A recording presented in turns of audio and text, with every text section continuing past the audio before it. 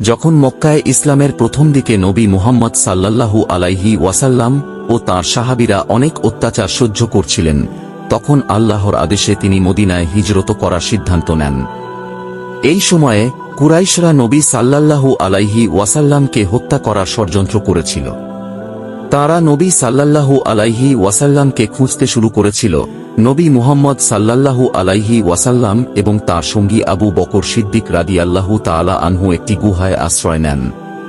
কুরাইশরা সেখানে পৌঁছালে আল্লাহর কুদরতে গুহার মুখে একটি মাকড়সা দ্রুত জাল বুনে দেয় এবং একটি কবুতর সেখানে বাসা তৈরি করে ডিম পেড়ে দেয়।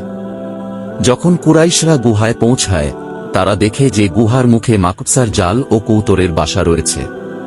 তারা ধারণা করে গুহার ভেতরে কেউ নেই, কারণ কেউ ঢুকলে জাল ও বাসা নষ্ট হয়ে যেত। ফলে তারা ফিরে যায় এবং নবী সাল্লাল্লাহু আলাইহি ওয়াসাল্লাম ও আবু বকর সিদ্দিক রাদিয়াল্লাহু তাআলা আনহু নিরাপদে মদিনায় হিজরত করতে সক্ষম হন। এ ঘটনা আল্লাহর উপর আস্থা এবং তাঁর রহমতের এক বিশেষ নিদর্শন হিসাবে ইসলামের ইতিহাসে স্মরণীয় হয়ে আছে।